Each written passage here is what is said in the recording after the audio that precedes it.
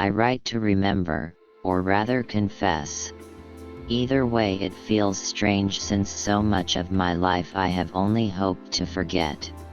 I suppose I always felt he would come for me earlier, before the coldness of old age had put its hooks in me. Yet here I sit today, old, sick and tired of waiting.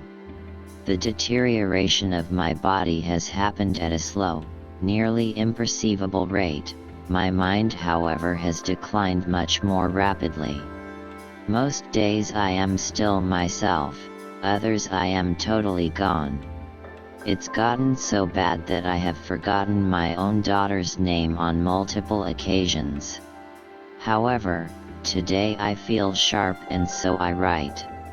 It was an abnormally hot October day and the sight of the rising sun above the treeline filled me with dread. I had hoped to reach my destination prior to its arrival, but I had severely underestimated how taxing my journey would be.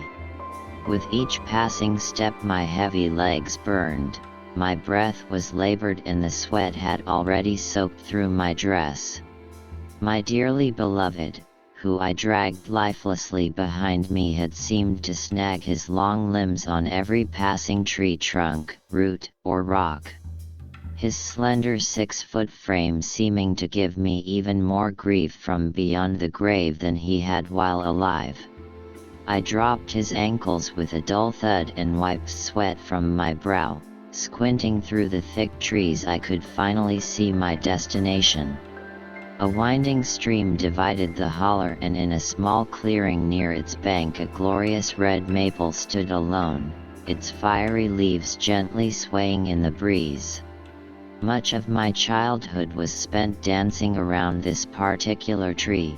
Its bright leaves remained year-round even as winter left the surrounding trees bare. Nothing else grew near it, not even a weed. The maple always stood by itself. I no longer lived near my beloved maple, nobody did anymore, nobody does today.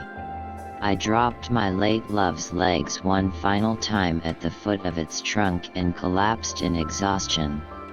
I felt as though I didn't have the strength to stand, but my day had only just begun. I knew I must dig.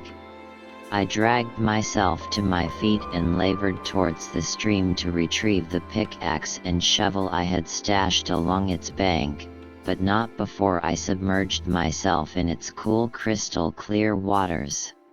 I emerged reinvigorated and took to the ground with the pickaxe in a frenzied anger. I pictured my darling's drunk sleeping body with each violent swing. If only the ground provided the same lack of resistance his torso had to my knife, which aside from the occasional chipping of a large bone, had carved through him with surprising ease. The ground, however, stood firm. I soon found myself exhausted again. The mid-morning sun had already taken all the strength I had left, and I was barely a foot deep into the rocky soil. I again collapsed to my knees and wept. Strangely enough, I prayed in that moment. I had never prayed before that day. I haven't missed a day since. Please. I pleaded through tears, my eyes fixed upward towards the scarlet foliage that attempted to protect me from the sun's scorching rays. I felt a sudden cold then. It always gets cold when he is close, but I didn't know that then. I turned around, rising to my feet, and laid my eyes on him for the first time. His tall, slender frame and long black cloak stood out against the green foliage. His impossibly wide, sinister smile curled upward, contrasted by his handsome, almost boyish features and piercing sky-blue eyes. He always smiles, but I didn't know that then. My eyes lowered, following his endless black cloak down towards two bare pale white feet protruding downward. Never in 50 years have I seen those feet touch ground. Sarah Jean, he said warmly as he ever so subtly began to float towards me. You look like you could use a friend." I felt frozen, but managed to sheepishly ask him who he was. He briefly paused and said simply, "Yours." "You know I would never leave you, Sarah," he continued. "I would never get drunk and hurt you." He motioned towards the fly-ridden corpse to my left. I closed my eyes, flooded with traumatic memories of the beatings I endured at his hand. "But that's all over now," I thought to myself. "It is indeed." I jumped. He was now directly in front of me, seeming to cover a distance of nearly 50 yards in the blink of an eye. He was close enough to touch, and he did outstretch his pale bony hand towards me. I hesitated and then took his hand in mine. After all, what choice did I have? When I awoke, it was a clear and quiet night. My eyes barely needed time to adjust as the moonlight brilliantly illuminating my surroundings. My dearest maple, a shovel and a pickaxe leaned against its trunk, and below a smoothly padded layer of dirt where there was once a deep hole. My deceased partner was nowhere to be seen.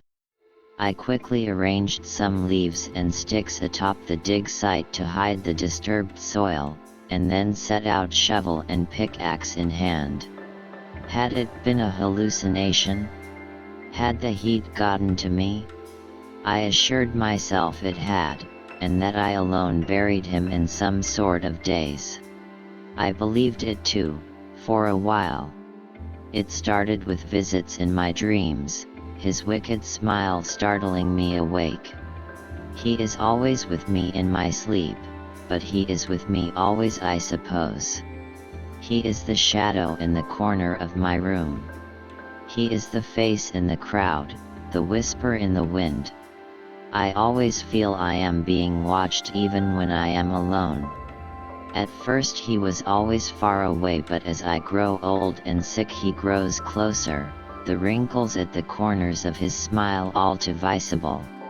I know I don't have much time left before he again reaches out his hand towards me, and I will take it again, because after all, what choice do I have?